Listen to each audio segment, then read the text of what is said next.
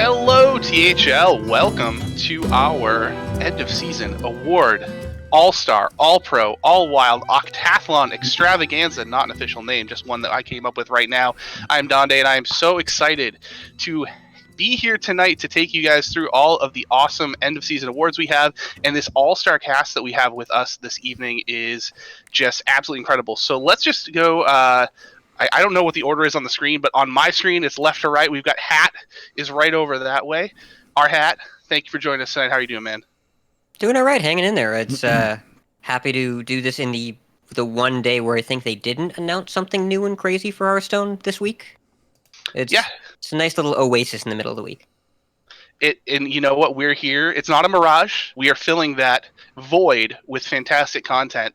So you know, this is all perfect planning on our end, completely 100% designed this way. And beyond our Hat this way is Ron Mexico. Ron, how are you doing this evening? I'm doing great, man. Hey, directions are hard, chat. Give him a break. I'm happy to be here and excited to be bringing you all of this amazing stuff we have on the docket. There's awards left and right. There's a reveal for OctaTHLon. We got it all, and we got the commissioner of THL bringing it to you tonight as well, and the one and only, the GOAT op, Saku himself. What more could you ask for? Yes, Saku is. That how we're pronouncing it? Hold on. Is that how we're pronouncing it? OctaTHLon? No, it's OctaTHLon. OctaTHLon. Yeah, I don't know. OctaTHLon. I didn't know the official pronunciation. The capital THL is just for branding purposes, not for pronunciation purposes. But I do appreciate the hustle. Okay, so this is why in the board chat I just started calling it octopus, because everybody knows how to say that. Yes, Octo is what we have been shortening it to for the most part. I can go with Octo. And hopefully Saku, as I'm going to get this direction correct, is that direction over there. Hey, he is going to be spinning the ones and twos tonight, as he is known to do here for THL. Saku, glad to have you, buddy. Glad to be here. Glad to be here with such a bunch of esteemed gentlefolk. So, and myself as well. Correct. Yes, you're included. Diamond can't spell OctaTHLon without rigged. We're not even to an award yet, and there's already rigged spam in chat. Okay, so this is going to go well. So as we talked about, we're going to start with the awards. These are all the awards for each individual series. It does not include BG because that is still not an actual, or was not a live series at the time, still the beta or it wasn't even alpha last season. And then we will get it's our not content. Included because we don't know what we're doing with BGs yet. But thank you to all you BG players who are doing BG things. We appreciate you, and we want to find ways to support you more in the future. But let's be honest, we're figuring out as we go along, and we're lucky to have really great players that are joining up. But we didn't do BG awards because we didn't know what we were doing with BGs yet. Right. So now we know. For the future, what we will do, hopefully, we'll figure it out for you. But yes, we know we'll procrastinate it one more season. Exactly. There are 4 series and the content and social awards to go over, so there's plenty of content here tonight, and then we'll talk about the All-Star team. So, why don't we get it going and jump into our first set of awards here, which should be the Legacy Awards. It is. All right, so our first award, this is the Big Game Hunter Award. For those who are new to THL, this is the award given out to the player who had the win that had the largest PR disparity between themselves and the person they defeated. Of course, the disparity being a negative PR, for the player that won. So this is going to Debs, who in week 4 defeated Buse. It is a 196 PR discrepancy. So congratulations to Debs on the Big Game Hunter Award. Good old Debs. All right. Yes, not Deb, not Dabs, not Dobbs, Dubs, anybody else. It's the DE to the BS, Debs. Buse alt beating another Buse alt. You love to see it. All right. And all right, Ron will give us our next award here. Okay, so we have the best new team is our next award on the docket here. Should I start with the runner-up and then into the winner? Yes. Yes. So our runner-up for best new team for Legacy, 7-2 record, 144 points. Flame Pimps coming in with a 58.74% game win rate. And who else could it possibly be as best new team but the undefeated champion, 9-0, 181 points, Foolish Madmen, 64.75% game win rate. One of the strongest seasons I think we've ever seen in THL. Easy. Just Yep. an absolutely incredible best new team. Foolish Madmen, to give you an idea of how good they are, their 1 and 5 seed have a total record of 3 and 2. And then their middle seeds were just completely dominant, lost one match between the 3 of them for the entire season. Wow. Yeah. Yeah, You're hard to muted, top buddy. that. Yeah. All right. Let's take a look at top captain. Arhat, you want to take us through that one? Top captain, well, for the runner-up there, okay. I never learned how to say this name. How do you say this team name? How do you pronounce it? Like if they were an arborist. Okay. Team Trees? Why is it spelled this way? All right. Because that's his name, man. All right. Black Swan. Team Trees. 6-1-1 overall. No DQs, of course. 57.55% game win rate. Pretty impressive record here. But we just talked about Foolish Madmen. We got to talk about Foolish Madmen again. Good old Daimon. Yeah. 9-0. 65% game win rate if I'm rounding, which I choose to do because I can. There's nothing foolish about that. Diamond, the ever-present multi-team captain, really struck gold with this one. Nice wordplay. I like it. All right. All right. So yeah, that's well done, Diamond. I mean, it couldn't have been anyone else. That was just insane. Insane season. Crazy season. Yep. So, and I get the honors here of announcing rookies of the season for Legacy Series. So we have in second place somebody that's always just in time, running 7-0, 21-8 with a 67.93 percentage weighted game W or GW. I'm going to call it GW. Terrific outing there for just in time.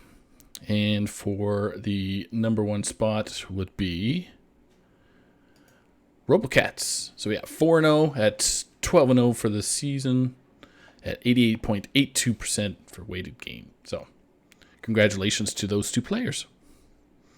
Did not lose a single game. And even though 4-0 seems like a small number, remember the regular season was only 7 weeks. It's more than half of the season. Yep. It's very impressive. 12-0 is... Yeah. Yeah, that's the qualification for, and the same thing with All-Stars, All-Pros. You have to play in at least half of the weeks of the regular season to qualify. It was a 7-week regular season, as you can see by Justin's 7-0 record. So Robocats did just make it in under the wire.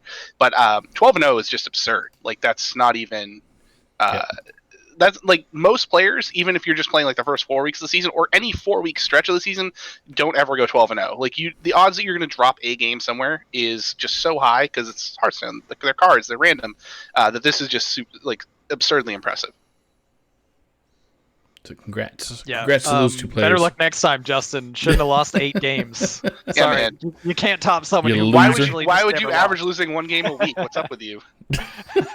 It's pretty absurd how incredibly high the competition has gotten in all of these series. These are numbers that I don't remember seeing in historically, like really all that often, maybe once a season across all the series, let alone multiple times. So it's pretty impressive to see how tight the competition's gotten.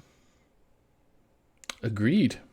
Definitely, and that's a theme that we're going to see over and over as we talk about these tonight. Is a lot of these players, even the lower seeds, like just the skill level of even the average 4 seed, 5 seed in THL is just absurd, and we're going to see a lot of that tonight too. And we are ready for our next award, which is Comeback Player. So this is a player that struggled in the previous season and then bounced back to have a fantastic record this season. So our runner-up in Comeback Player of the season is your Mumked. Went from 4-4 to 7-0. Now, I know what you're going to say, 7-0, undefeated, got to be the winner. But it's not necessarily the best record, it's the biggest jump. So your Mumked had the second best jump from 4-4 to 7-0, with the winner being Dr. Fish, went from 2-5 to 6-1. Yeah, congrats to Fish. Hey. That's a nice turnaround. Yeah, shout out to Fish in the chat as well. Thank you for being here tonight, buddy. Yeah, this is a heck of a turnaround. You know, the 6-1 is, again, like the variance. You know, you're likely to drop a week at some point, but 2-5, that's a 4-game improvement over last season. So big jump for Fish. Okay. All right, Ron, why don't you give us the one that everyone's waiting for? It's the MVP. All right, Legacy MVP. Here we go. So first up, in our runner-up spot, we have another undefeated player. 7-0, 21-6 in game score. It is Trito2 with a 71.94% weighted game win rate. Amazing season, topped the PPR all season long too, but couldn't quite get there for the #1 overall MVP winner, because who else but our rookie of the season? It's RoboCats again, 4-0, 12-0 game score, 89% rounded up weighted game win rate. Nothing tops that. Guy didn't lose, so there you go, MVP. MVP. Well done. Wait, and while we're here, Hat, do you want to explain the weighted game winning percentage a little bit? So the weighted game win rate, it is based on your game score, not on your match score, right? Because your game score also accounts for its percentage of your game wins. It accounts if you deny points being earned to other teams. And then the weighting is based on your opponent's strength of schedule. So this has been the metric that we've used for multiple seasons at this point. And really it counts, I think we include players that have played more than half the season for their teams.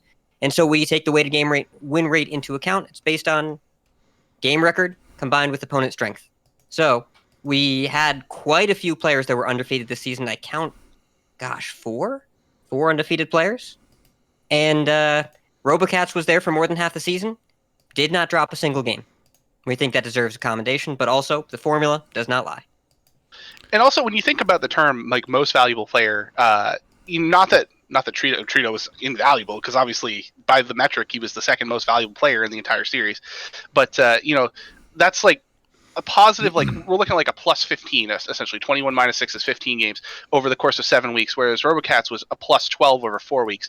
So essentially, not only are you getting points for your team, but you're denying points to other teams, which is directly impacting your team's ranking, because you're pushing other teams down as you rise up. So it is still not like, again, not that Trito had an unimpressive season, but RoboCats just being plus 3 every week and denying points to every opponent is very, very, very impressive. We're going to have 4 undefeated players and then give the award to one person and have everyone be thrilled about that. I understand, but we use the objective evaluation because we want to make sure that we're being objective. And objectively speaking, as far as a ratio of game wins, you don't get better than 12-0. So, congrats to everybody. You can that try. Went undefeated. Incredible. Really, really tough competition here. But RoboCats, congratulations on your earned win there. Absolutely. Really well earned. I mean, it's so hard to top that. And I think now would be a good moment just to throw a quick plug for THL stream itself, because chat, if you are actually upset about the results, there happens to be a fantastic rigged emote that you can spam. But if you're not subscribed to the channel, you should probably subscribe so you have that access. There you go. Ron, I never get tired of your plugs. He always plugging. So, all right. So that brings us to which series? Which one are we going after next? All right. Heroes up next, and Ron is going to take us through the Big Game Hunter for Hero. Yeah, just got to change the text here for a quick sec. And Hero season, we're at 13, right? 13 or 12? I can't remember. 14? 14. 14. First Hero. Lucky number 14. Okay. So, BGH for Hero Series, Season 14, coming from week 10 with a 263 PR discrepancy against 9 Eyebrows, Masters Tour qualifier winner 9 Eyebrows. It was none other than Scritch taking a big win for his team, and just a massive PR discrepancy there. Really, congratulations for that victory. I think this is kind of misleading too, because Scritch, he's a longtime THLer. Many people have played against or with Scritch and knows Scritch very well. He's like he's the a Hall OG. Of Famer. He's a Hall of Famer. He's like the Famer. OG PR discount value player. Like, he's the guy that people are like, okay, I need to build a team with like a low PR player. I need Scritch on this team to be busted. And yeah he's just very, very good. Scritch and Jesus C were kind of that original class of just the low PR killers. And excellent value. Yep. Yeah, and bottom heavy teams win championships quite often. I think Queen wrote a song about that. There it is. Yeah. Makes the rock and roll go round. What can I say?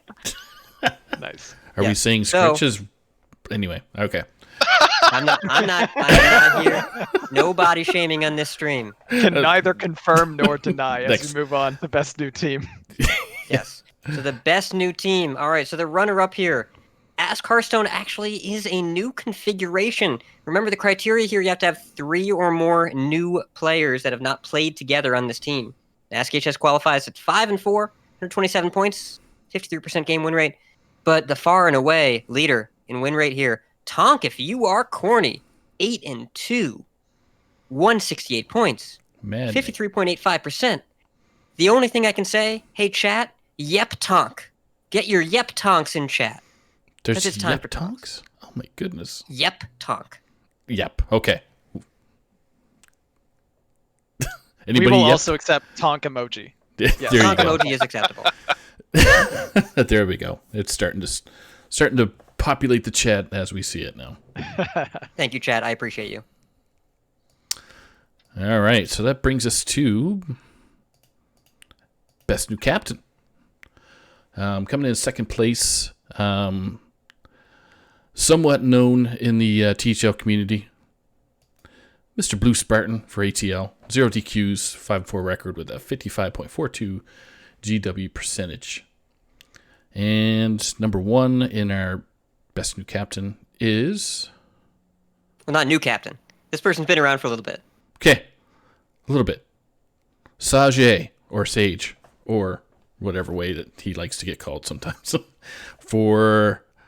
I'm trying to remember what the team was. If only you had 2 members of the team on this call to tell you. Help me out, chat. There you go. So 0 DQs, 8-1, 61 or 60.13 game winning percentage. So congrats to Sage for winning best captain again. Amazing regular season captain. It would suck if that team choked in the first round of playoffs, but what you're gonna do? Yeah, it's really, really great season. Looking forward to seeing if you can put anything together next season. Possibly. Have to stay tuned for the team reveals, which will be to be determined, but we'll let you know.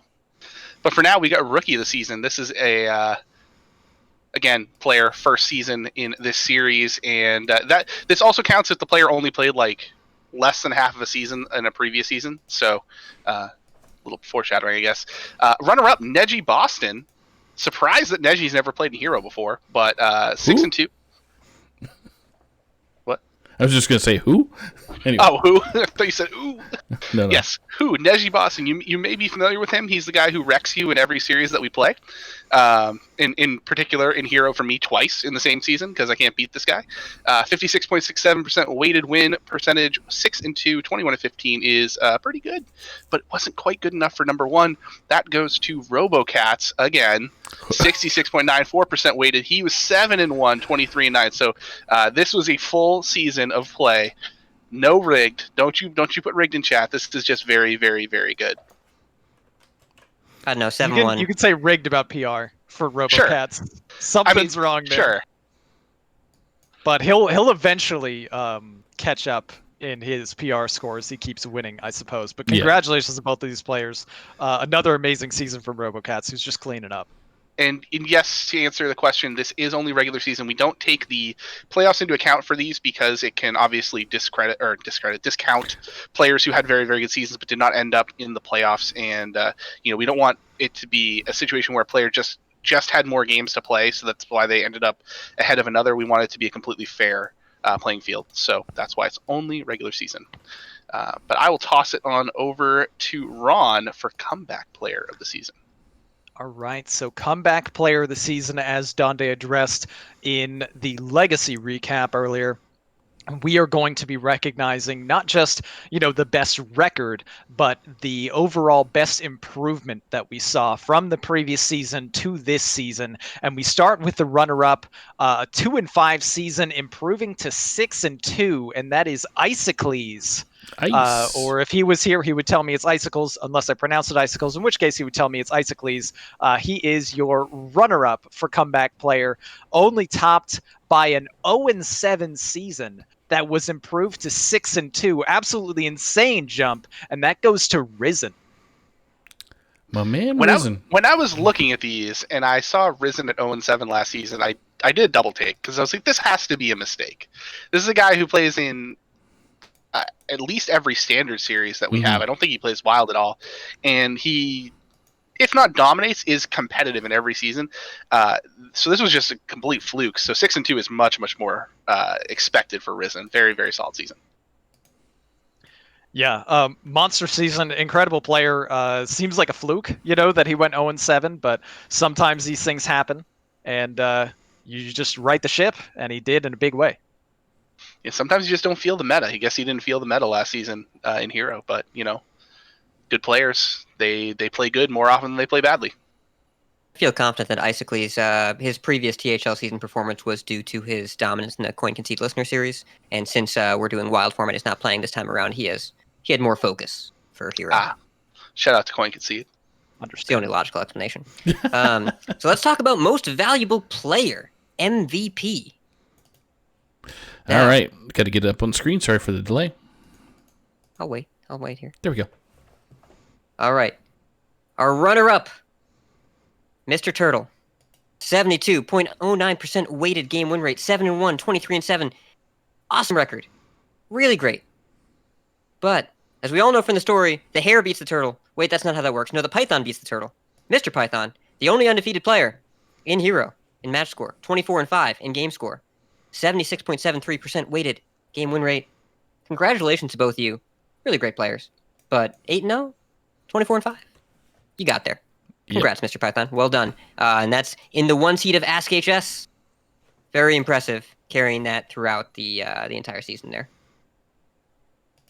Yeah, really, really strong performance from Mr. Python, and might get a secondary nickname as a curse breaker. You see, chat, you can go undefeated and still win an MVP. It can happen. Here is proof.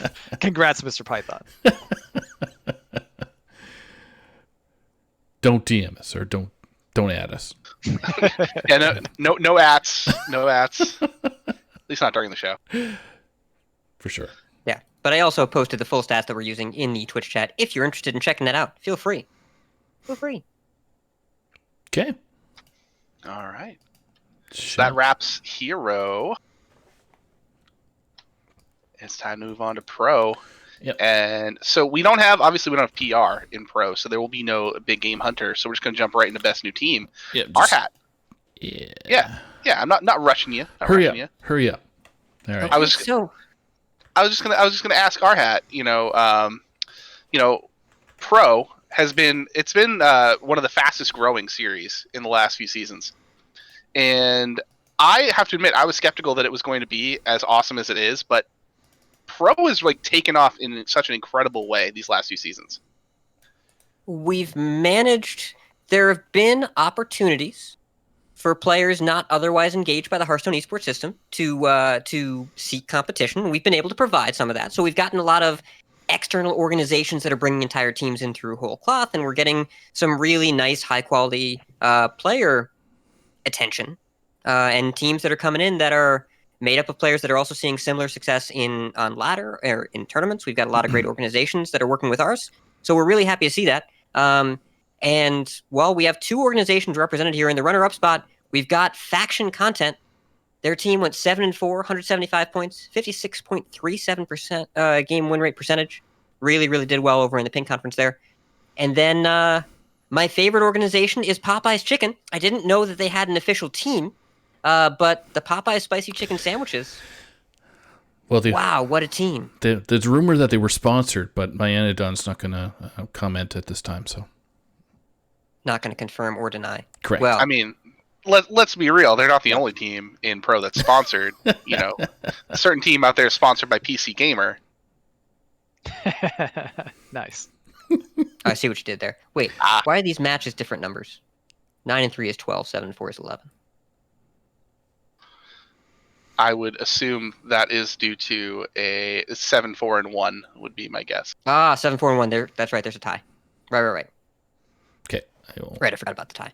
Yeah, but so anyways, really great job from both teams. Glad to see both of them performing well. Popeyes, Zabe has been around for a while, but the team is definitely a new entity. And Faction is a whole bunch of new friends that came and joined up, and we're really excited to see them. Yeah, great to see them. And we'll move on to the Best New Captain.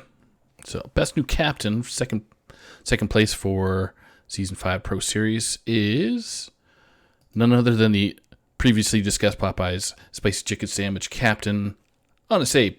0 DQs, 9 and 3, 57.09 GW percentage. So, congrats to Honest. You got second place in Captain, second place in the finals. Just did well. So, Sam knows what's up. And I don't think anybody wants to know who's going to be new captain or best new captain there for Pro, do we? Yeah, who could it possibly be? Yeah, I wonder who could it be. I can't think of it. Diamond. This happened again. Diamond. So we got for the boys 0 DQs, 11 and 1, 57.5 game win percentage. Wicked outing this season. They got defeated by which team? It's unknown. Yep. Okay. It's a memory. Hey. It's a memory. We don't know. We just have no idea. But yeah, congrats to Diamond and to Honest Abe for the Best Captain awards. Yeah, I mean, how do you top an 11-1 season? You top it by also winning best captain in a different series in the same season. Yeah, that's how you do it. You'd also top it by going 12-0 statistically. Nice. Let's not bring math into this. Chat's already mad about that. We don't want to do math. This is true. Chat's always angry about math. It's fair. Okay. All right. Well, we do have upcoming rookie of the season. This is we're going to start with the runner-up, and that is Che Magician at 7-3, 25 and 13 with a 61.99 weighted game win percentage. Che of F2L, of course. And Che, so yeah, good. Grinding the cups on the weekend, grinding THL during the week, and winning tons of games. So, yeah, Che just wins, but does not win the Rookie of the Season award because we have a 10-0 flamekilla, 30 and 13, 66.91 weighted game win percentage is just absolutely the nuts. Flamekilla was, if you paid attention to Heart Center this season and the PPR, just up there all season long, just disgusting performance. 30 obviously means, perfect season in terms of wins, but 13 losses in 10 weeks of play. So most people didn't even take more than one game off him. Most people didn't even get to 5 games against Flamekilla. So very, very impressive. 10-0 in Pro? Just good at card games. Yeah, 10-0 Pro is just nuts. There's no easy game. Actually, completely insane. Well, I think that's got to be the best Pro season we've ever seen. We might have had Sataros, an undefeated before. Daravis. Sataros both had undefeateds, right? Once. They were undefeated on the same team, Bad to the Bone, if I recall correctly. I think they were both 7 or 8-0. But the field was smaller and arguably a tougher field this season. I'm not arguing. Definitely I just don't want to play against any of these people. Yeah, that's the best point there. Point taken. Yeah. So my apologies to Flamekilla's 10 opponents, but you did not lose in vain. You lost en route to Flamekilla's Rookie of the Season. So with that said, we'll move on to comeback player. Ron, comeback player of the season.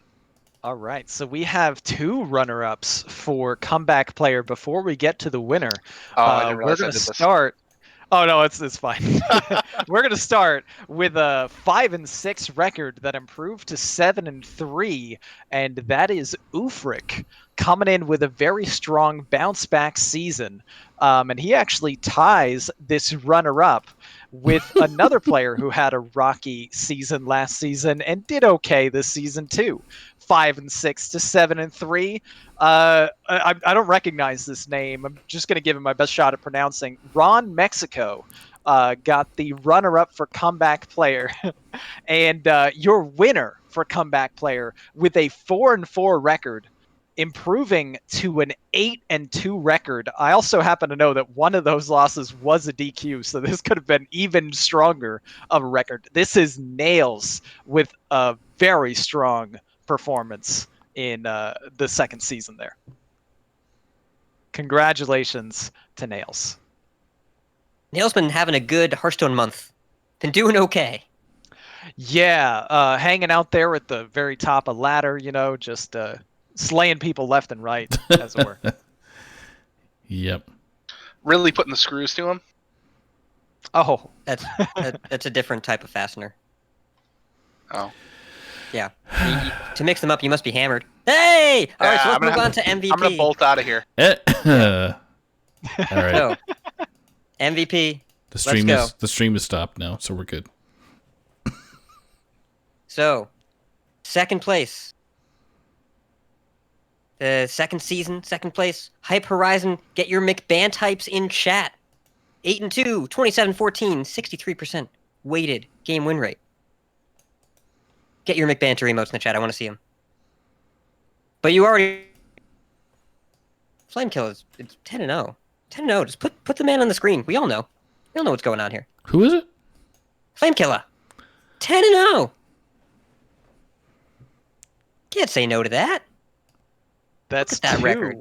That's 2 undefeated That MVPs now. is crazy. Yes. Well, no, that's 3. Robocats didn't lose a game. With their 4-0, right? See? There you go. Man, turns out if you don't lose a game, you got a really good shot at MVP. Yeah. Oh, boy. So Wild's going to be fun because the math leans us in different directions than we expected, but we'll see. We got it here. Let's go. All right, so let's go to... Ron, did you just taunt before we got to Wild? I think he did. Oh Lord. What? No, I wouldn't dream of it. So we're in the second season of Wild, correct? All right. I think Third this is... that was we played, had but Alpha. season 2 officially. Yeah.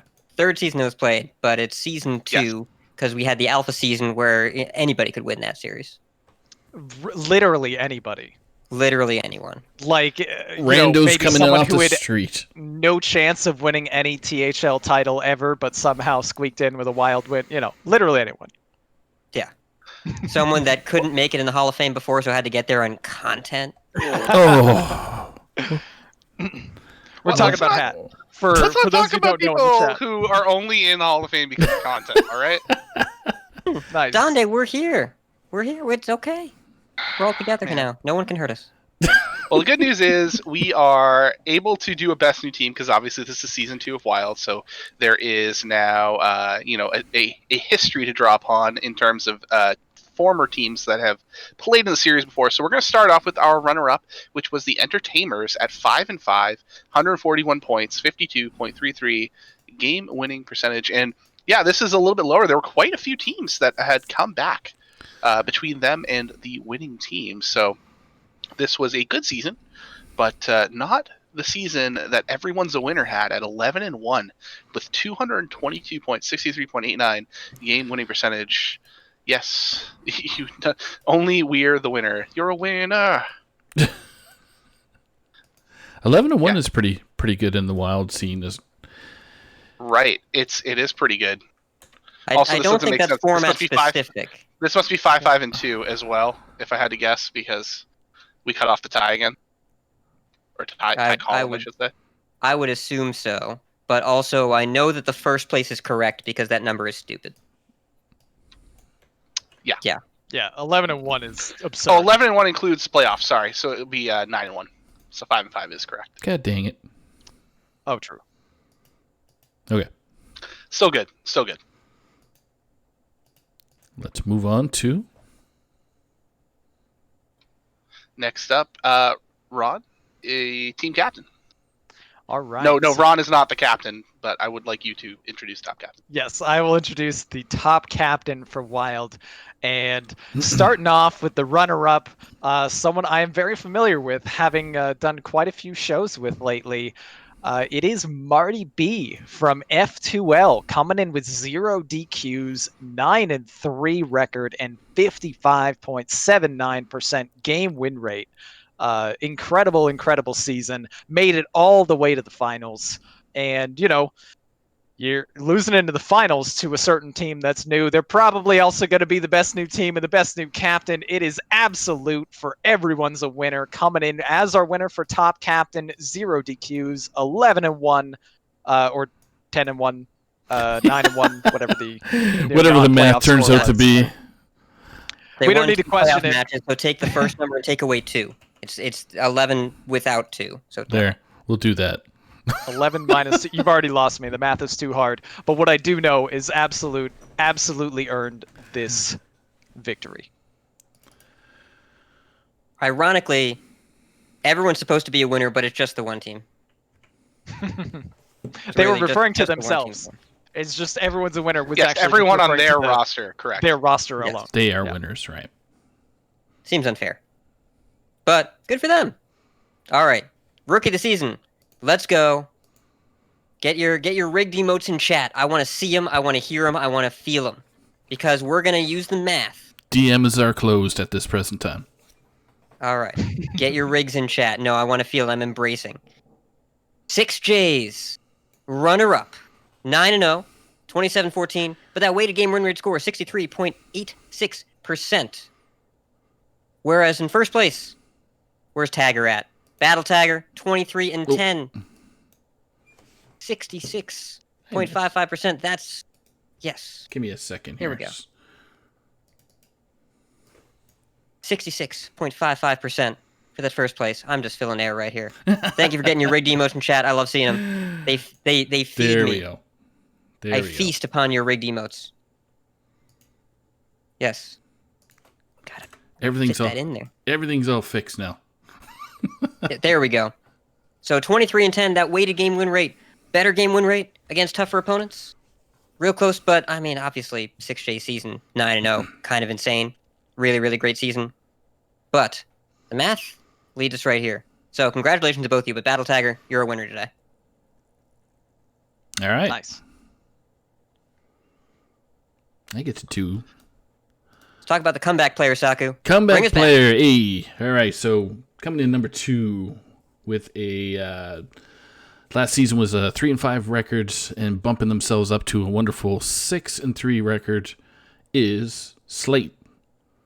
Congrats to Slate. I don't remember what team they were on, so forgive me for that. But coming back from reversing that very nicely, and coming in first spot with was 3-4 last season, and coming back with a big 7-1 is my good buddy Rami. Way to go, Rami. Saku just casually throwing out that his good buddy's a GM. Yep. Nice. We close. We yes. tight. Thank you, Matt. Slate played for Anoyo team. Anoyo team. There we go. Rami played for Hey Loser. Yes. Hey Loser. I knew that one. So, okay. I didn't say it, so I'm bad. Saku's never bad. If you're calling Saku bad, you're bad. Examine yourself. There you go. All right. So now we get the final with Don Delicious there doing the... Yeah. This is going to be the MVP, which will in no way be controversial. No, get your emotes in the chat. I want them. I want your salty tears. Hat. Why do you encourage? Hat lives for this. I look into the abyss, and the abyss looks into me. All right. Well, I'm the one who's speaking right now, so the anger is going to be directed in my general direction. But Battle Tagger is runner-up. Is I don't know. Battle Tagger at 7-2, 23-10, 66.55 weighted game win percentage. We already saw this before with Rookie of the Season, but the MVP is one Corbett at 8-1, 24-10, 67.8 weighted game win percentage. Yes, Corbett is a very, very, very good player. He's pretty decent. He just forgot to lose. Huh? Core best. Huh? Core best indeed. I like it. That's good. For those of you out there saying 6J, hey, didn't ever lose a game and Corbett did, and are complaining about MVP, listen, Corbett was on the Wild Team reveal show at the start of the season, and that's bonus points for MVP right there. Or with the formula. There you go. Or the formula. Easy. That's fine. Yeah. 6Js, you had a crazy good season. Enjoy your trophy. Also, I think I found out today that Battle Tagger and 6Js are on the same team. That seems not fair. That's a 1-2 punch. Yeah, everyone's a winner was not fair. Yeah. Yeah, their total season record, by the way, if you count playoffs, 6J 11-0, Battle Tagger 10-2, Absolute 9-3, Hazer at 6-1, and Sunday was 6-5. Wow. So even the player with the lowest record on the team was Sunday and was still positive. So that is just pretty darn good. Ridiculous. Yeah. So congratulations to all the Wild players and our MVPs and our champions and all that. Thank you so much for tuning in. We're really excited for what WoW Series has turned into. Mm-hmm. And we can't wait to see what it looks like with the reversions coming too. Seems like it'll be fun. Can't wait for a bunch of standard players to bring Quest Rogue and then lose to Dark Glare. It'll be great. Yay! It's fun. Mill Rogue. Just go nuts with Mill Rogue. There's no way it goes wrong. There's a way. Where there's a will. So before we move into All Stars and All Pros and All Wild, we have the Content and Social Awards. So these are awards focused around content and social Discord interactions. So our first award is for Social Butterfly, which is a feature of a player, or in this case players, who did great work in the community and were very, very social in Discord, very friendly, and generally we felt uplifted the community to a more positive place. Not that THL isn't positive already, but we can always be more positive. And I am positively excited for Ron to go ahead and announce the winners here. All right, so Social Butterfly, for the second time in as many times that we have announced Social Butterfly, we have a double winner. Always Just in Time and RoboCats. They were in the running for Legacy, MVP and Rookie of the Season, and they share the Social Butterfly Award. Congratulations to you two. Yeah, both Justin got involved in content towards the midway part of the season and was a great feature on Tavern Talk. Yep. But has just been very, very positive in the Discord the entire time. I believe this is into his second season now. RoboCats, I don't know if anyone loves stats more than me and apparently RoboCats, but does such great work.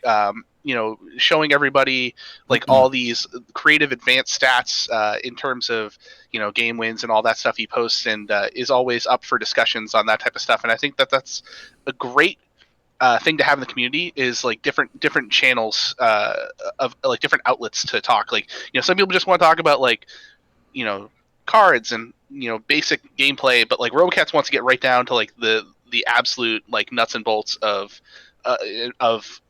all stats and math, and I just think that's a cool thing to have in the community. These players as well have really shared a lot of really great constructive feedback with the board, and have just had really positive interaction on how to make THL better while taking on more things as well. Justin has made a really big entrance into the content scene, and I have to thank, I think Justin indirectly, but really the funniest and best part of Discord each week is the Tavern Talk questions. Yeah. And I don't know when and how that happened, but it's been really special and weird. So thank you to everyone involved that helps make that happen. I see Geranium Battle in the Twitch chat as well. Thank you, I think, for what you bring to the server. And really, that's just a very entertaining and bewildering part of my week. Well said. And next up, this is a question we just had in chat. When is crossover player? Crossover player is right now. Yeah, crossover. So crossover, let's talk about this. We might have to rename this award in the near future because, I don't know, we just keep getting a lot of the same people near the top.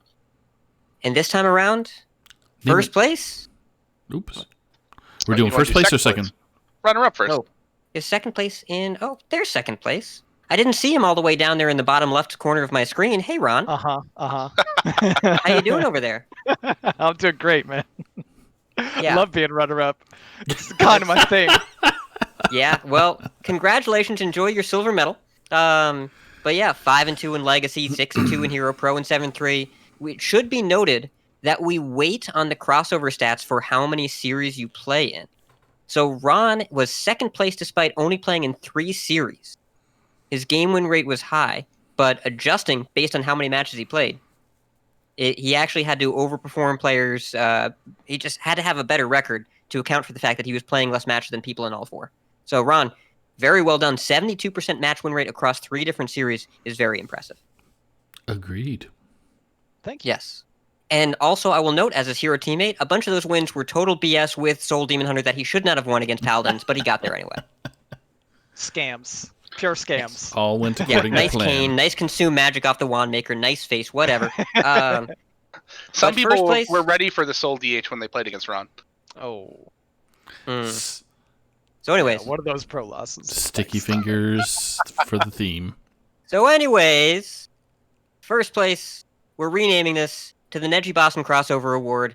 Neji, do you know how to lose? I don't think you do. I don't think you do. Look at these records. 6-1, 6-2, 6-4, 7-2. He likes the 6s. Crazy. 73.5% win rate on average across 4 series.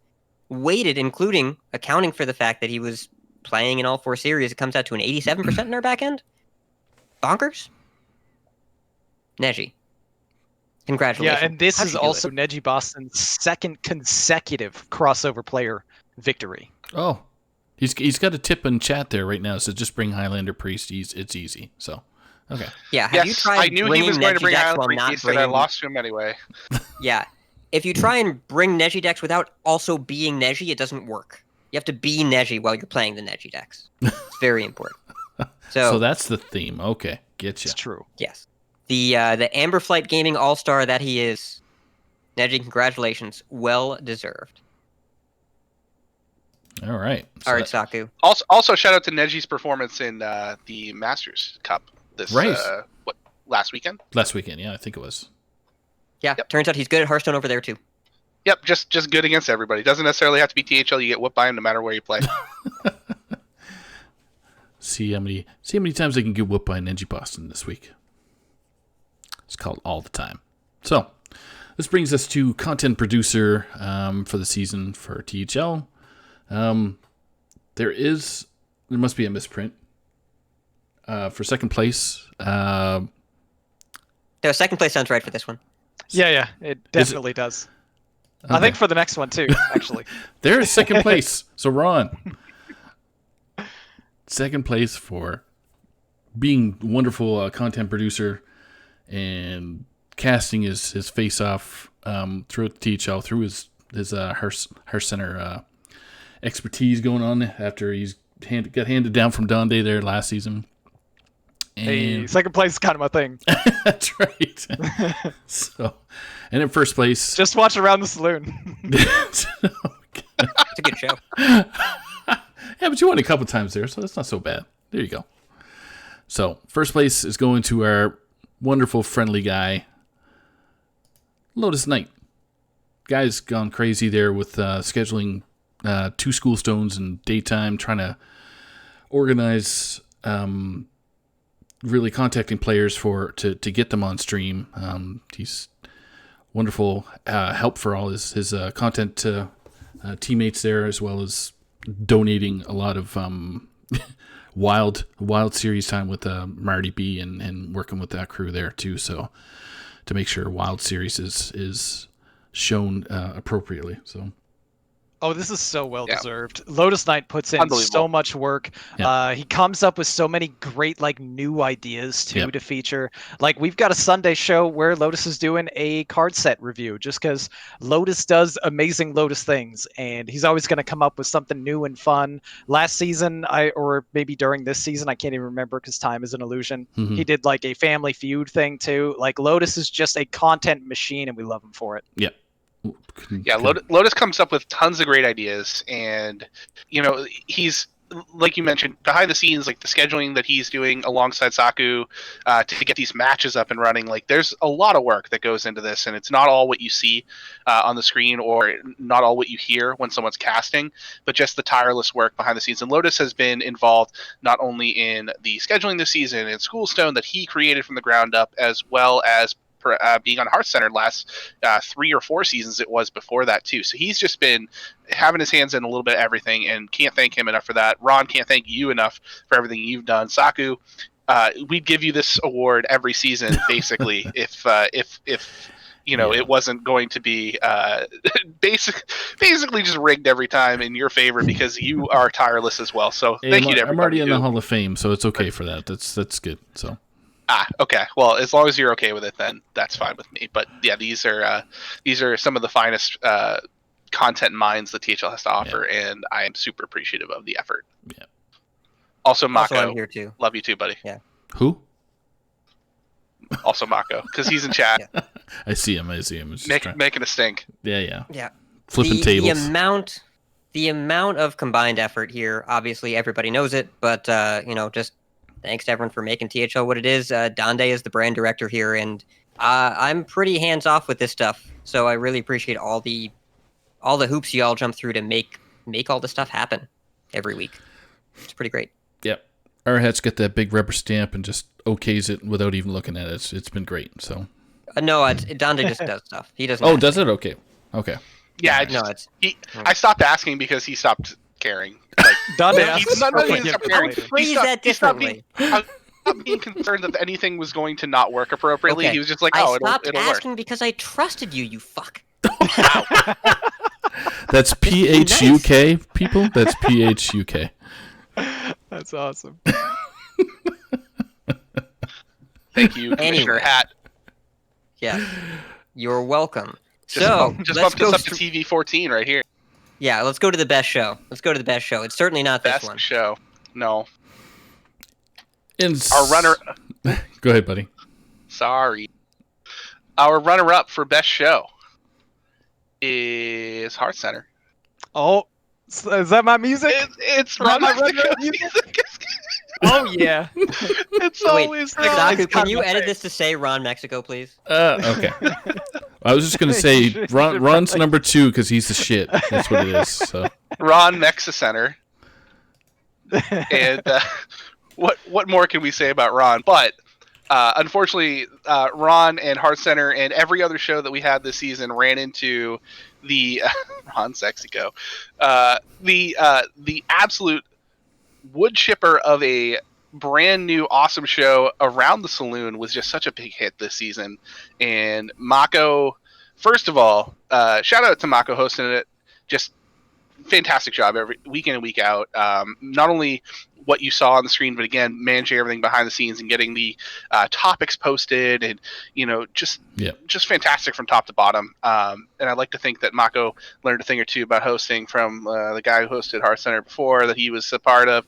But he did such a great job this whole season, and everybody who participated on Around the Saloon. Ron, I know you were there quite a bit. Myself and our hat showed up a few times. Marty was there quite a bit too. Justin showed up. There were just tons of people, great personalities all over the place, and it really was the type of show that let the personalities shine through. And I think that's what people really want to see with THL is. And Icicles was there a few times. He won a couple of times, I think. The man of the people. But he is the man of the people. Some people, I don't know what people, but some people. His people, his icicle people.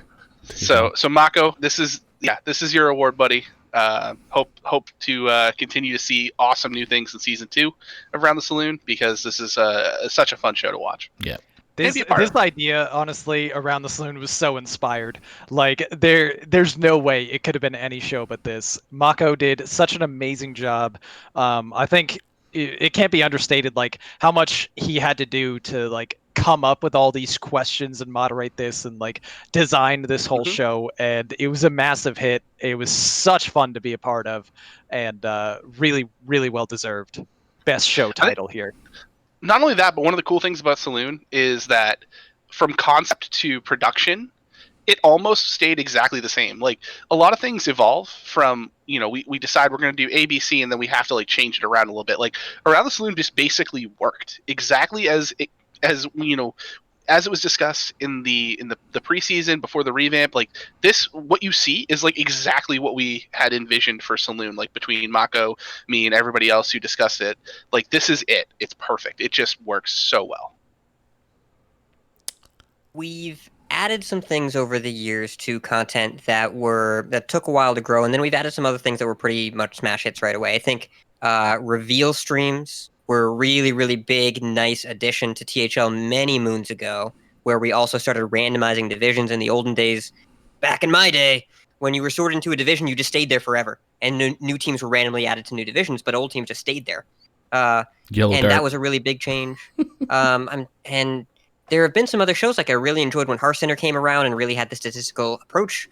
But then Around Saloon is the new show that the first time I watched it, I really enjoyed tuning in. I was surprised in a really pleasant way about just how much fun the show was, and the format is very different from anything we tried before. It was an immediate runaway success. Really, really great show. And I was halfway through the first time I watched it when I DM'd. I was like, how do I get on the show?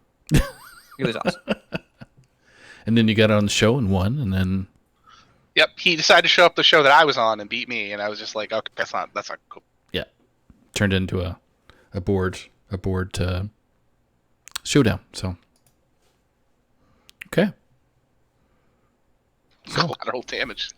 All right, well, that's it for the awards. The awards for the content and the various series, but we still have All Stars to discuss and reveal. All Stars, All Pros, All Wild team. So All Stars and Hero and Legacy were voted on over the last few weeks by everyone. All Pro and All Wild are done purely by stats.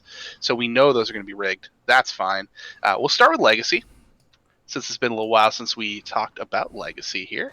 And I believe Ron is going to lead us into the Legacy Gold Conference. So they'll be listed by 1 seed down all the way to 5 seed, of course, with the percentage of the vote that each player received.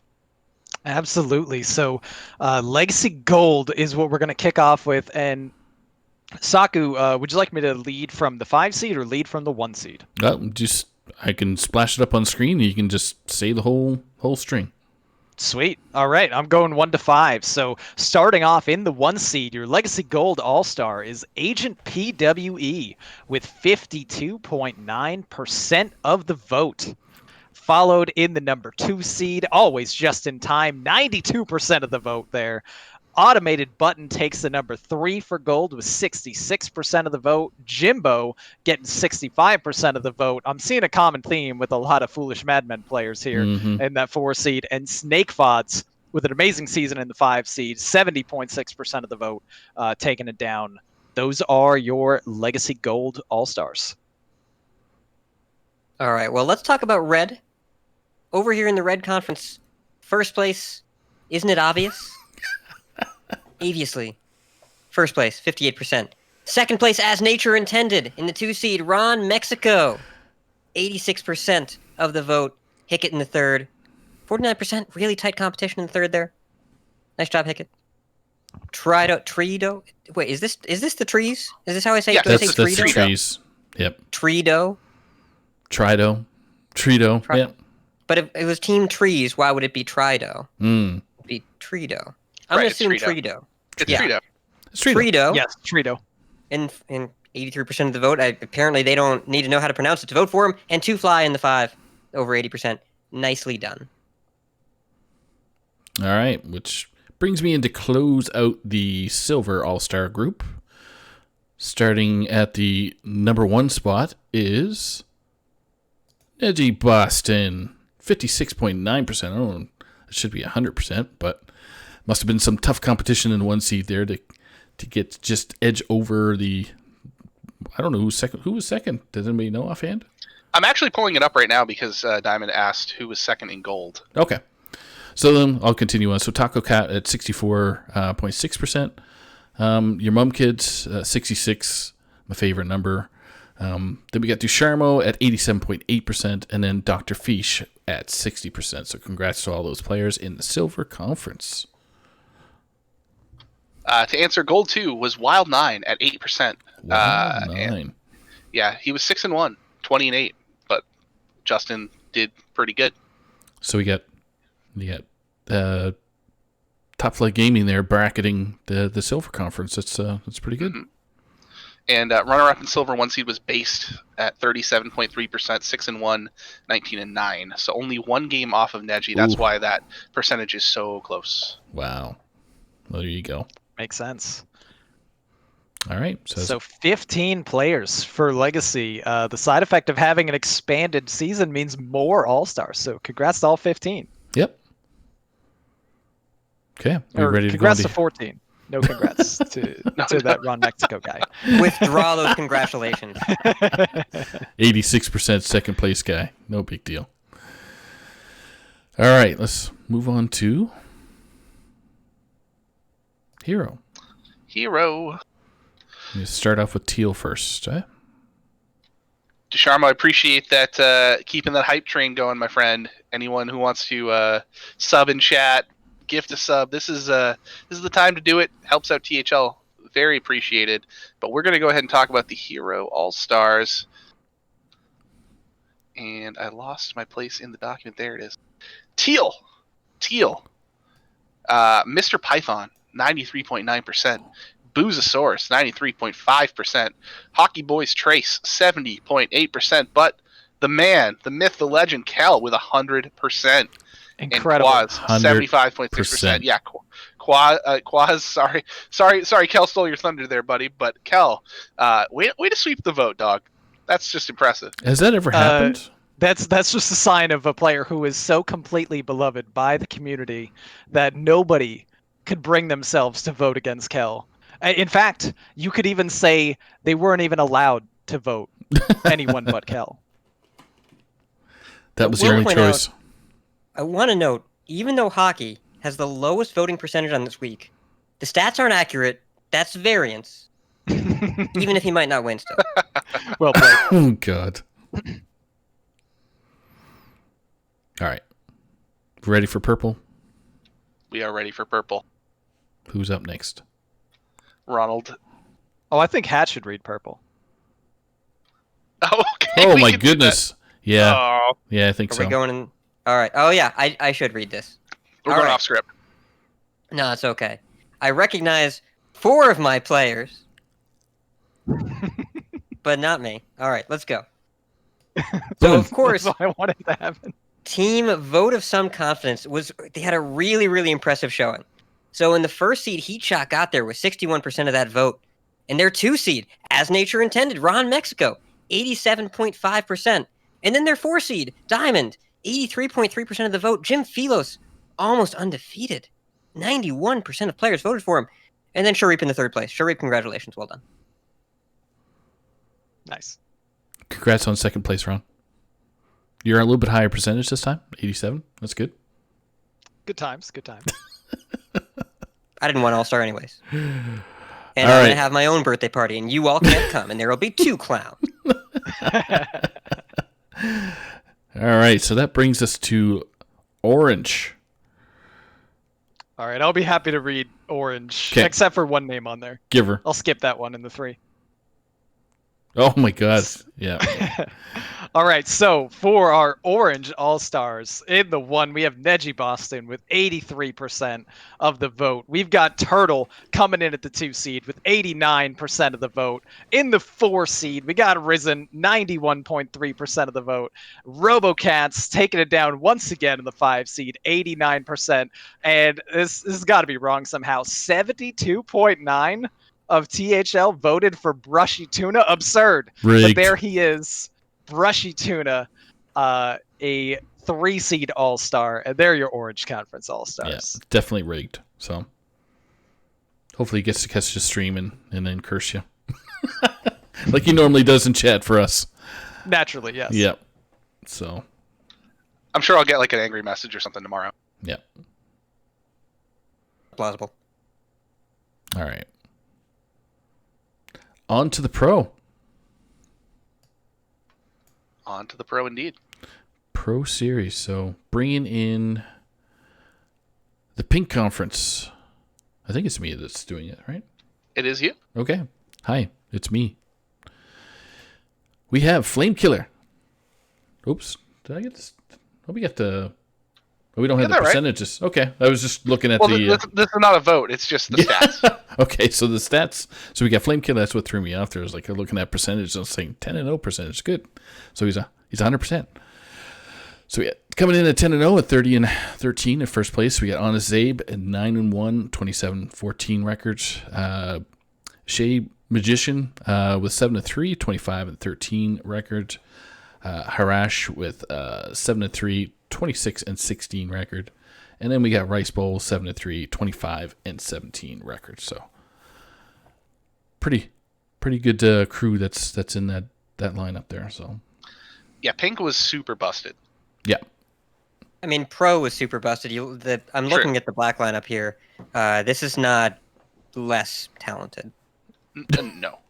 I mean, there's one player on here who... Right, but all of Pro was honestly insane. Yeah. And I'm sure everyone figured out, but the transition from the PR-based series to the non-PR-based series is a little abrupt. Is that the Legacy and Hero is a voting-based system, and then Pro and Wild is statistical. So that's why you don't see the percentages up right now. Right. Which I just totally remembered myself now. I mean, we talked about that. I wasn't paying attention. It was like 8 seconds ago. Nice. I wasn't paying attention then. In case anyone had the stream muted and tabbed out like I did. All right, so who's doing black? The black conference. I got the black conference. Give her. Mick Banterface 8-2, 27-14. Nails 8-2, 26-15. Molestar 7-3, 24-14. Ronald Mexico 7-3, 26-16. German Chef 8-2, 26-16.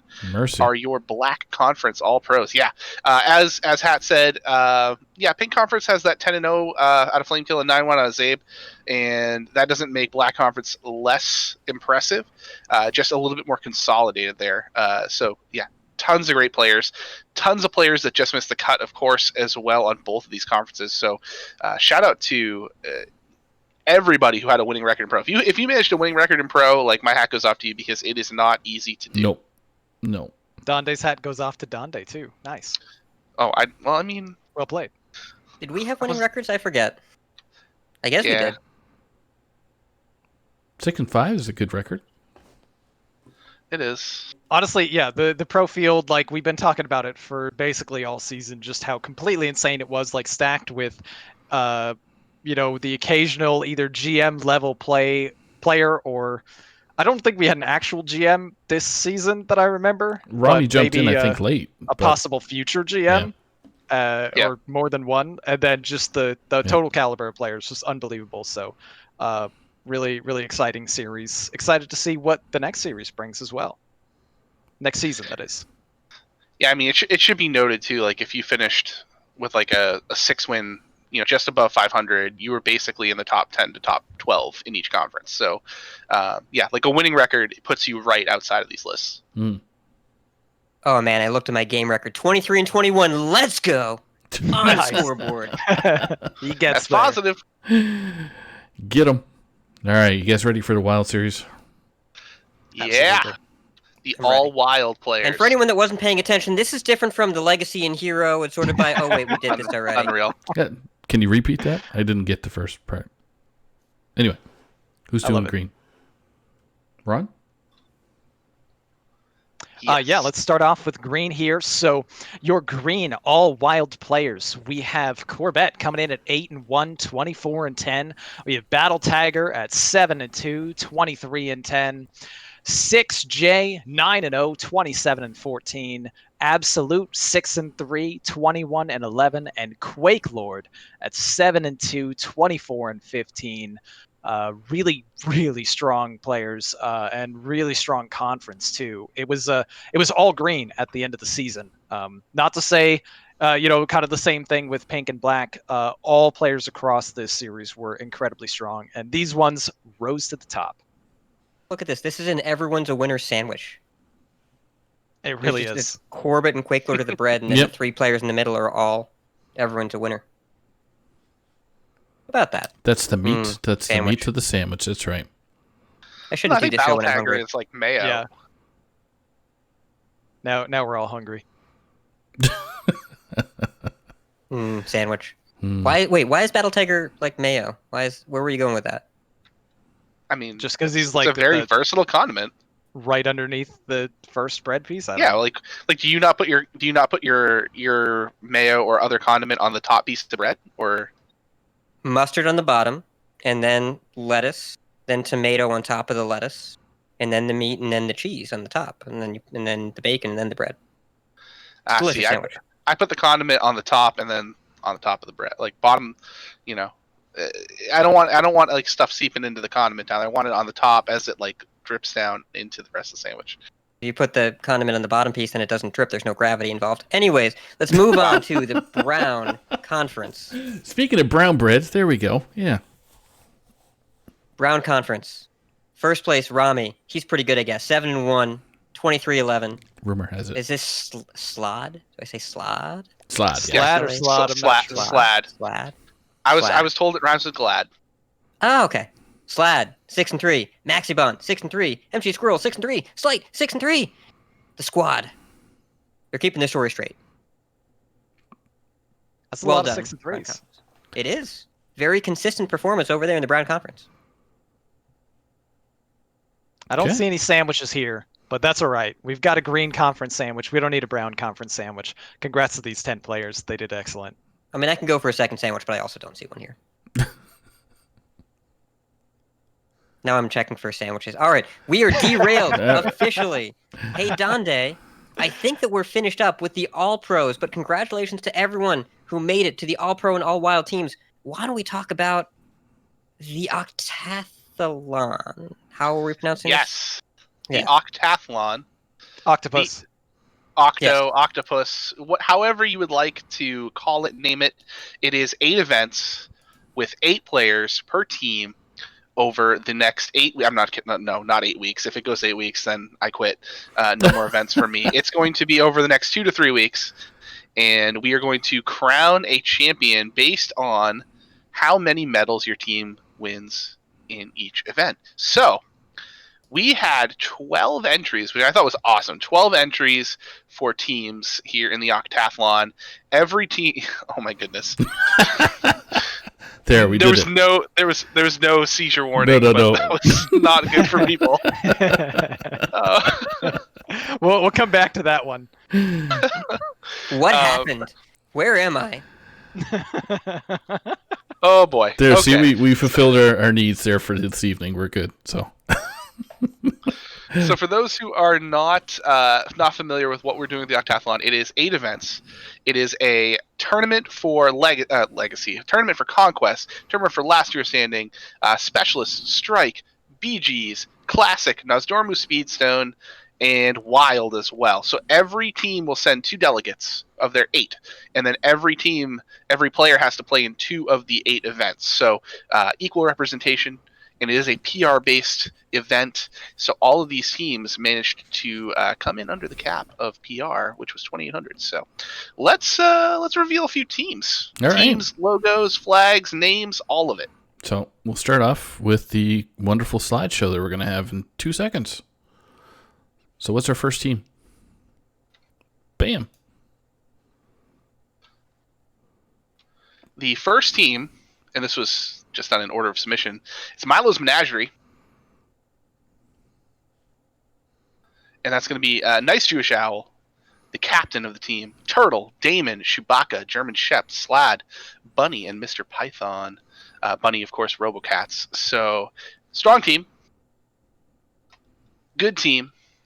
We're going to talk about the events that everybody's in a little bit later, I believe. We want to do that at the end. Is that right? Yeah, that's at the end. So we'll announce the teams, and that'll be we'll show where everybody's at. So. Right? RoboCats, yes. Bunny is Darren is RoboCats. He of the cleaning up and awards tonight. Yeah. This go is along with the rest of that we're stacked seeing? roster. We got to follow this act. What's going on here? This roster is nuts.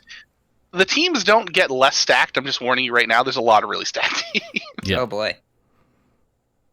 Do we want to go to the next one? Yes, we do. Our hat. Yeah, that's me. So, F2L represent one of THL's biggest brands: Itachi, Rabobson, Markshire, Snake, Marty, 6Js, Sunday, and Haster. That's a squad. This is F2L Azure. Yes, Azure. Azure, like a Drake? Indeed. Like a Drake. Yeah. So, Hotline F2L. Nice. I dig it. It should be noted at the first listed player at the top will be the captain of all these teams. Typically, yeah. So, Captain Itachi. sounds right. F2L Drake, new name. That Itachi knows his way around a series. Yes. This should be, I mean, like we see with basically all F2L teams, this team should be strong, and they should compete for sure. That'll be our normal stamp for the rest of this team reveal. Is these are pretty strong teams. Okay. Oh, also this is team sending off the old wild PR rule. I see. Oh yeah, true. F2L is the progenitor of the need for that rule, I believe. Yes. It's not the progenitor, but this was around when we started having some conversations. Yeah. All right. This got in just before the system got updated. Yep. Are you guys having me the OctaTHLon struggle is what with it is. pronunciation on the next one? Yes. Oh, yeah. We're gonna do You ready, Ron? Okay. We're giving Saku this one. This is Saku's all day. Oh, I've been practicing this myself. You got some French knowledge, Saku. I do. All right. So we're gonna come in with it's a Pasca team. Oh gosh, I was practicing all night. Now I can't even say it. So it's Huit Faux Diamonds. So it stands for 8 fake diamonds. So yeah, I was thinking I might just go, this is America, and we're gonna call this 8 fake diamonds. It's Hewitt Fox Diamants. That's Cape Breton. Oh, that hurts. Oh, that hurts me. That was a little painful.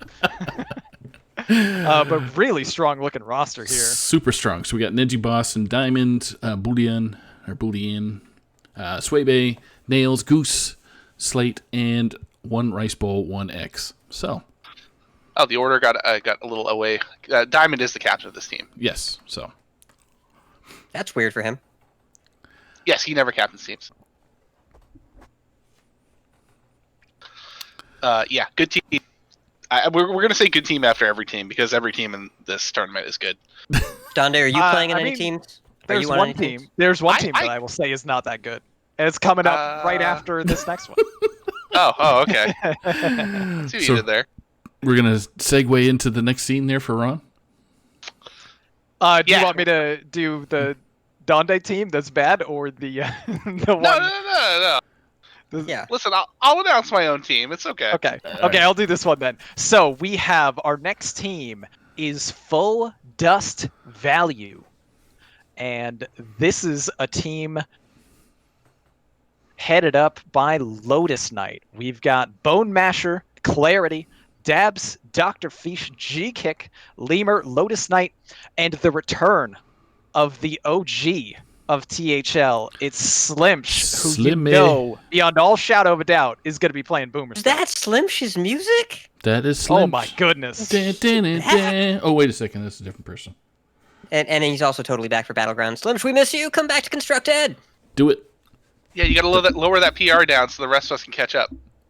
I tried to bait him into it before by seeing if he could still preserve his record with the strength and field, but he kind of just outplayed that by saying no.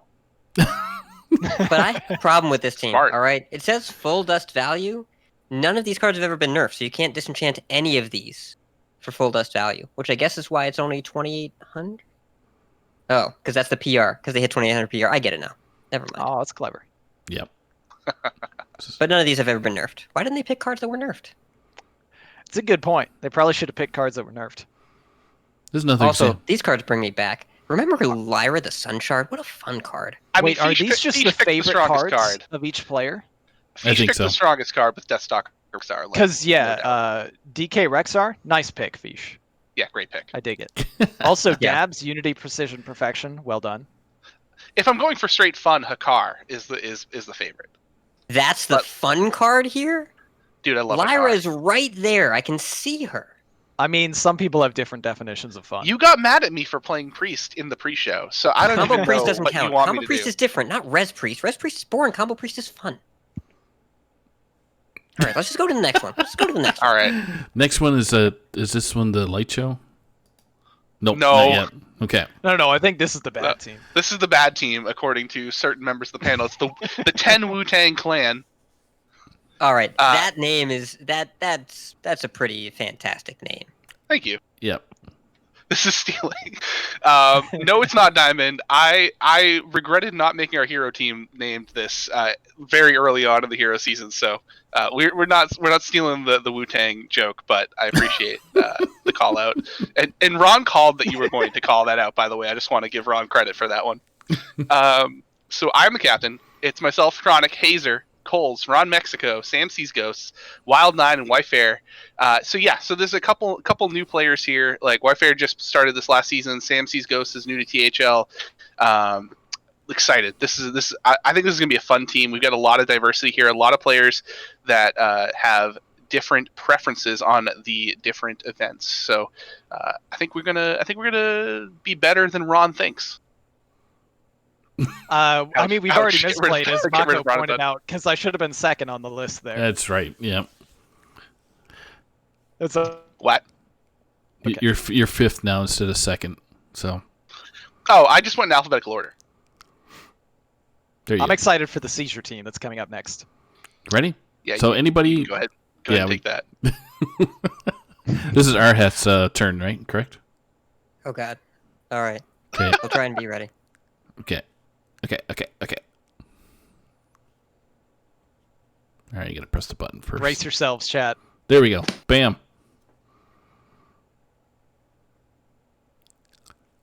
Jack Black? Yeah. Yeah, I think Isocles paid for like cameo from Jack Black here.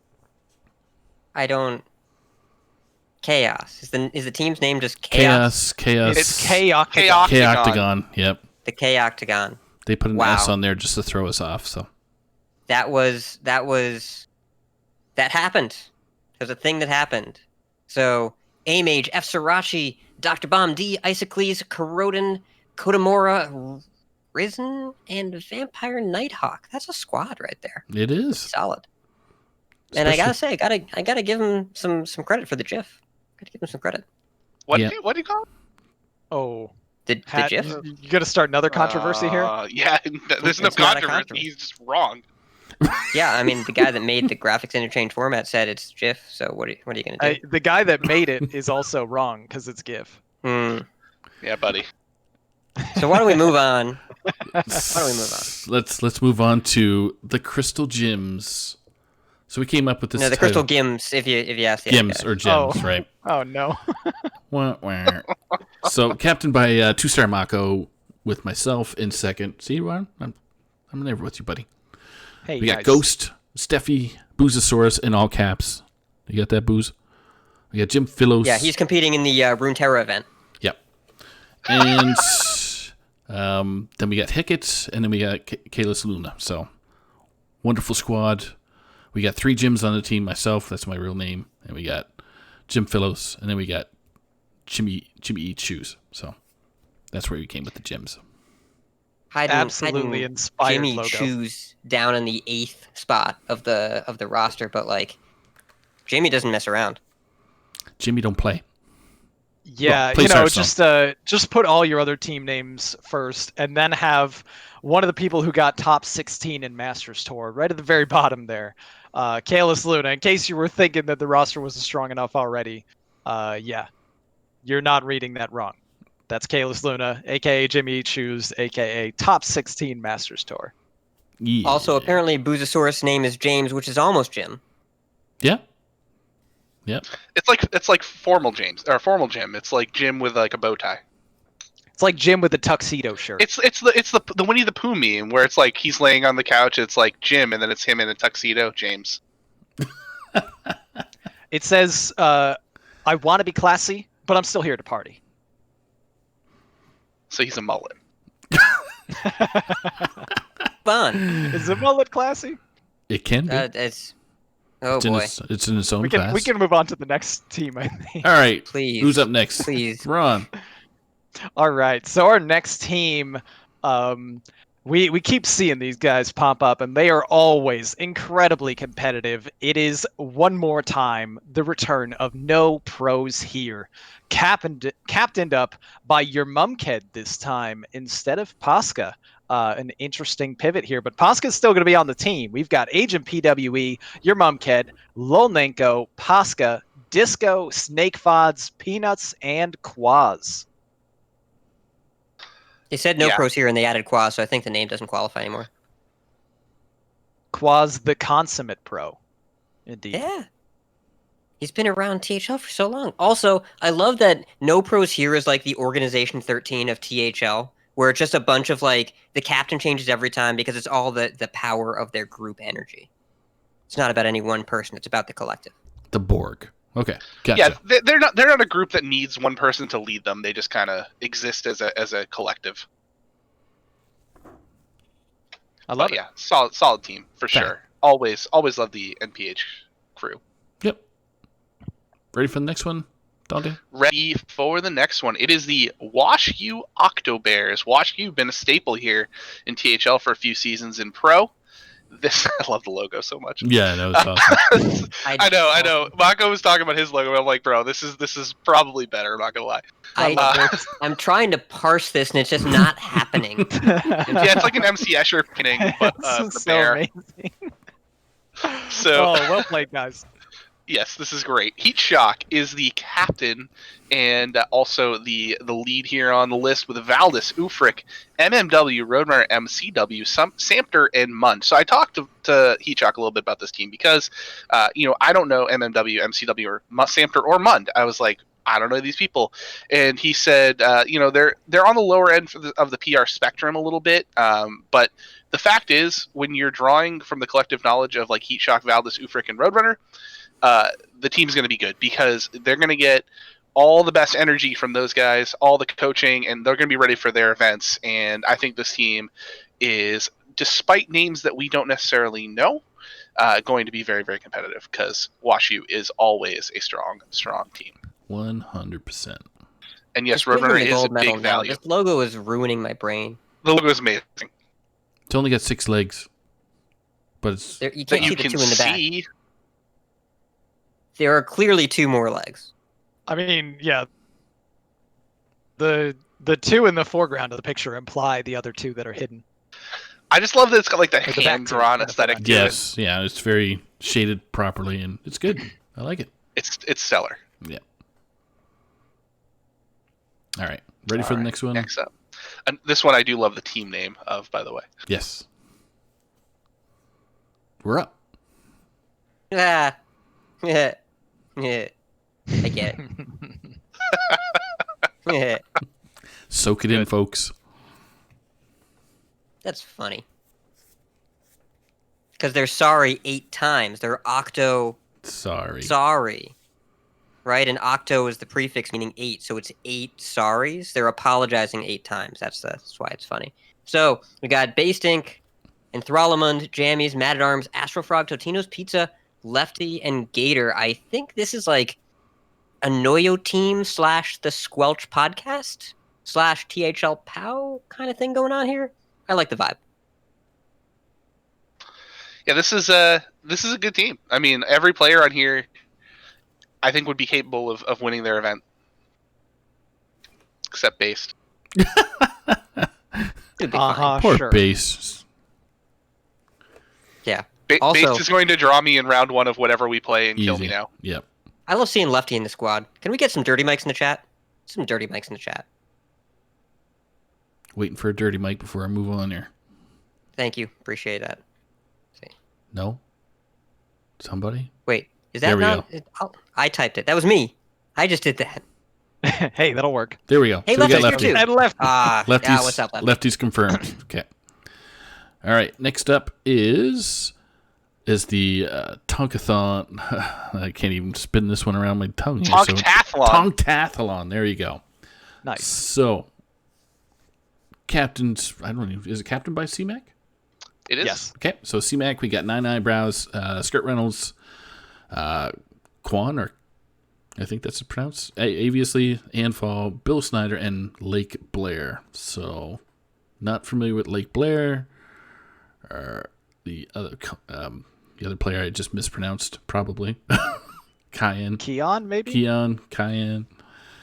So, Kean. We might find out soon. Kean. You would call Kean. But CMAC and Nine Eyebrows teaming up again and leaning heavily into the Tonk theme that carried them to the Hero Championship. Exactly. Yeah. What can you say? But it's just the move. Yep. Cat is that? Yeah, I'm surprised CMAC is not doing specialists. TBH. Is that the Priest. Cat Jam cat? It is. Yeah. That is the Cat Jam cat, and it was featured prominently on the Tonk logo this past season Hero as well. Yep. And I think their championship logo for the previous Hero season for Wild Aces. With the mark. It's not Cat Jam. Serious Cat. Cat. Okay, There you it's go. Serious Cat. Okay. Our bad. Yes. Okay. It's Cat Serious Jam is a white Thank you, cat Diamond. as well. How do they not know the cat? Nails. We're boomers, or at least I am. Yeah, we're all boomers here. Yeah. Definitely boomer. 100%. I would say I'm older than Hat, so You're older than that? I think we're in the same meme generation, Okay. we are. right? We're not the cat generation. We're the really owl generation. That's how old we are. Rage Comics, yes. I'm almost Oh, 50, so I don't know where that puts me. So, file 13. Anyway. All right, Ron. Chad is upset with us. That's all right. We'll move on. We've got our final entry that came in pretty much at 0 hour, and the name I think kind of like maybe gives credit to that a little bit too. How do we say this? Zarella? Is that Ella. Ella. Zarella's Desperate Prayer? And we've got the most recent name change to the man of many names. The artist formerly known as Valera, aka Reggie, aka M2, who is now, I already forgotten how to say this again, the X name. I'm just gonna call you X. And then Rella. we've got following that as the captain, Skittles, For Christ, Geranium Battle, Jester, Darkside, The Unforgiven, and THL.TF1. C-Mac, why am I in the picture? You're photobombing. Yeah, actually, why is C-Mac in He this picture? photobombed. I mean, That's what he Diamond's did. also in the picture, so... Yeah. This is confusing. They photobombed. So, that's pretty much it. We got I'm not going to say the logo was last minute like the team submission, but I don't know how to finish that sentence. Sometimes silence speaks louder than words. I am confused. That's a good one, Base. I like that. So, all right. That's our final team? Is that night? That is our That final is. team. Okay, so we can show where people are falling at here. Yeah, we're not gonna name every individual player here because obviously that would take us till the end of time. Yep. And the OctaTHLon will be over. But we can just show what on screen here the event registration for each player. Get your on each reading team. glasses on, people. Let's go. Oh, that's just me. Sorry. There you go. I mean, get your screenshots ready if you want to refer back to this, as we have everyone in every section registered. I would like to point out that Strike is incredibly competitive. Like, every team is sending like a max PR player to Strike. In some cases, more than one. Mm-hmm. Though I'll point out Tenwu Oh, yeah. Tang Clan is sending a player that has never been legend. That's true. Yeah, who knows how he'll do in Strike. There's no way he's watching this right now and getting slammed in real time, just 100%. Yeah, there's no way you're texting him. Also, I'll point out, never bet against Markshire in Strike. Markshire would run Team Strike series if he could. Markshire loves Strike a lot. And Speedstone, I'm really excited to see what's going on in Speedstone. And let me tell you, God, it's going to be so cool. I played a best of 5 against Itachi in, I think, 18 minutes. Itachi plays Speedstone regardless. Yes. He doesn't need Nozdormu. Yeah. Itachi plays like he's got like a souffle in the oven that's going to collapse if he doesn't get this series over with. Yeah. And he's got nobody recruited me for this team because I'm not. Nobody recruited me for this event because I'm not worth the PR, but Itachi totally is. And every time I play against Itachi, I enjoy the Speedstone matchup that we have, even without Nozdormu. So excited to see it in action here. Yeah, I know there's a lot of streamers running Speedstone tourneys over the first couple days that Nozdormu is out. So it'd be interesting to see. Might have like a little bit of an idea in terms of the meta, because I mean there's some decks that just won't work. Like you can't run decks that are going to play 40 pen flingers in a turn. It just doesn't work in the Speedstone. Wasn't me. I'm only disappointed that German Shep did not actually throw his name into Speedstone, because the comedy that would follow would be fantastic. Yeah. I'm looking at Slimshin Classic. That seems right. Yep, yeah, I noticed that. Right. Yeah, I was going to say Slimshin's playing what Classic and BG. Slimshin Lemur in Classic is amazing. Lemur is the only standing Alpha Series player still active in THL. And he's coming back for Boomerstone. I love that. BGs are pretty stacked too. Just looking again at this list, most of the teams have a player that is at least in like that 8, 9, or even higher 1,000 range. Looking like Lolnenko on NoPros here. I know he's very well known for being a very dominant BG player. But yeah, there's just going to be a lot of high level competition in BGs. I mean, your Mumked, his teammate too, actually outperformed him on the same team in BGs last season. So NPH is definitely looking to seriously compete in BGs. Yeah, that might be an early favorite for a BG medal. I don't know. We got Stephanie and Ghost. They're pretty good at BGs themselves. So. Hey, remember how we weren't going to name every single player on the roster? We weren't. And hey, we're kind of just doing that except with darts. Yeah, that's fine. Yeah, we're just talking about giving opinions on different things. And who doesn't like darts? So I'm excited to see the production. Donde, can you give us an idea of how the schedule is going to work for this event? Because I know we had to shuffle some things around. We did have to shuffle some things around. So let me bring that up so I don't give any wrong deets for everyone. All right, last chance for screenshots, everybody. If you haven't screenshotted this already, you should probably do it now if you want to. Yeah, I'm gonna. I think somebody's gonna already posted it in the OctaTHLon channel. If they haven't, I'd be surprised. Good point. Yeah, I can't bring it up on screen because I didn't have it. Didn't have the graphic. Is it in chat? Right. Yeah, Diamond's already posted it. He posted it minutes ago. Cool. Nice. Yeah, Diamond's all over it. So we did have to shuffle the events around just a little bit because of the whole schedule was created on the idea that this was going to be released on the 23rd, which we know is not correct. So things like obviously Nozdormu is not going to be available to be played until a little bit later on, which means that the opening wave of events is Classic, Wild, Conquest, and LHS, and that will be on the 31st. Is the first day that those events will begin. So that gives at least a little bit of time after the expansion comes out to play around with the cards, and you don't have to submit right away. Probably be a little bit easier for a while just because they, have a lot more cards to draw from. And then the second wave of events is the Speedstone, Specialist, and Strike. And those are going to be starting on the 3rd.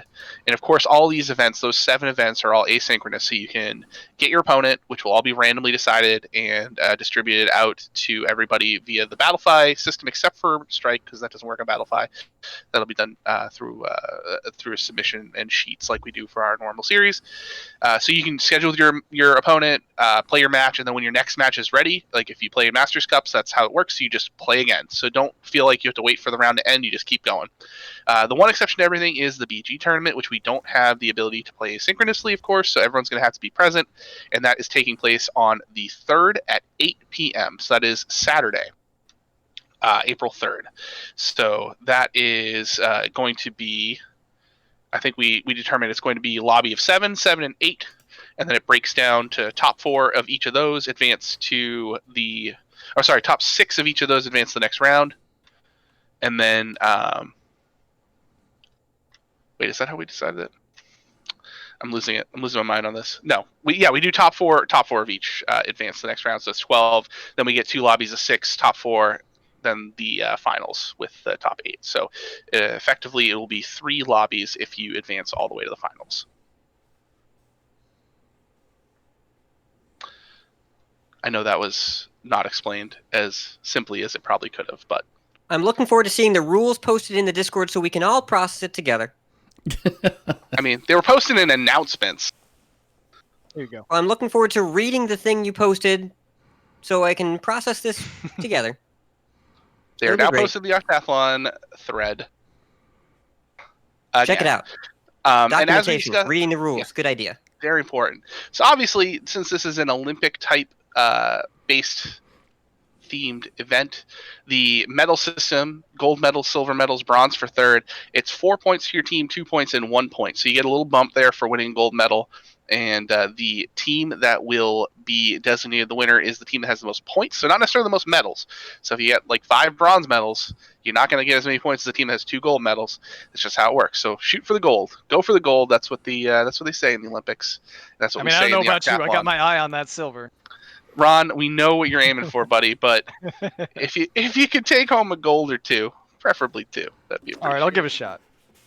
Actually, I think there's an event we're both playing. You can win silver in that one. Oh, okay. And then I'll take the gold. It'll be fine.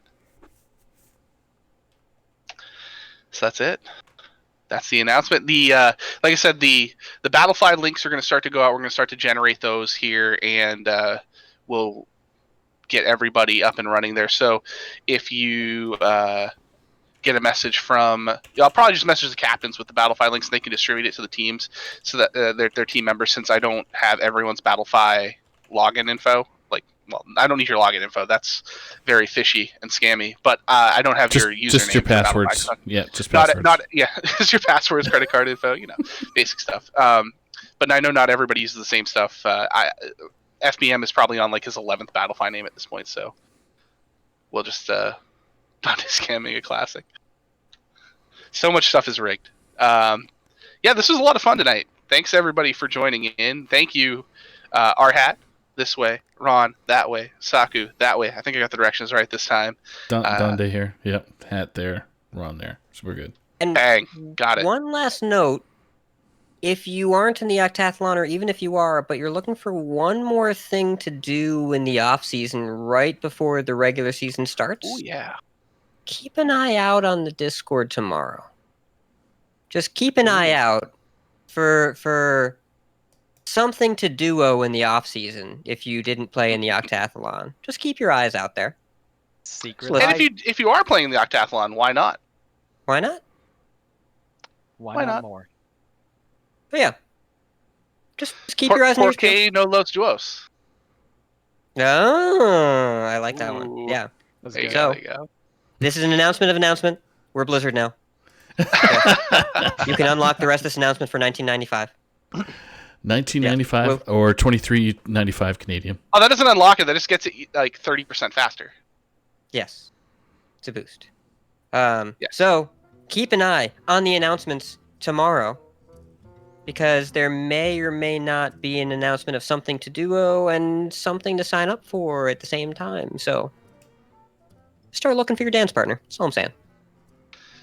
And keep an eye on the Twitch channel, of course, for all the OctaTHLon action, because we're going to be trying to feature matches every night that we can. So if you're playing in OctaTHLon in any of the events at all, doesn't matter what, let us know, and we'll get on stream. Try to set up normal stream times for matches 8, 9, 10 p.m. Eastern, whenever possible. We will, if you know ahead of time when you're playing, we'll try to find some casters and make as much of this content available for everyone to view as possible, especially the medal games for each series. We'd like to do that, so should be fun, should be good. Looking forward Ron, to it. I'm looking forward to Ron and the rest of 10 Wu-Tang Clan making a run at some medals.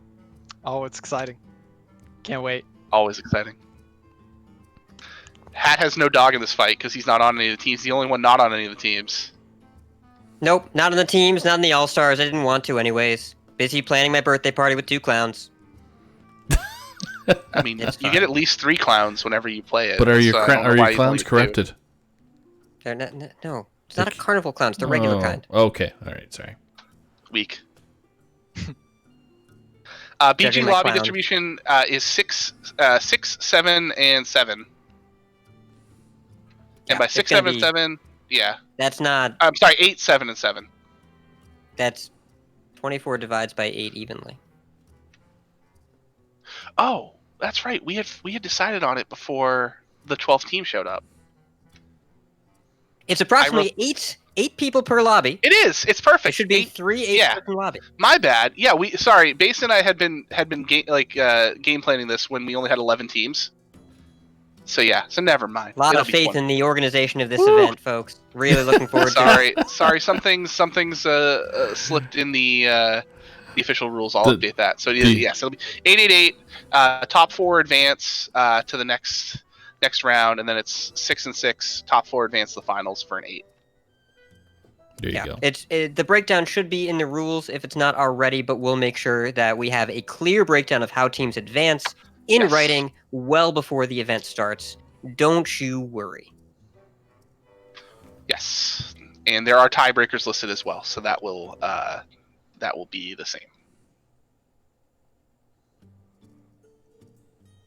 Cool. All right. Cool. Does that wrap us up? Yeah, I think that wraps us up, and we came in under time estimate too. So 150 is what we're working on. Under 1 hour and 50 minutes. Thanks for coming out, everyone. Yeah, thanks to everybody being here. Love you guys. Love everybody out there. Tune in to streams. There might be one on Friday with definitely Battlegrounds. So with Gordon and myself, and then Sunday match is also going to be Battlegrounds with Steffi, and let's see how long Donde can do it. Can he hold it as long as... Yeah, Donde's pulling the tuna here. He's going to try to hold this as long as possible. So I don't think his arm can handle it. He's already shaking, see? That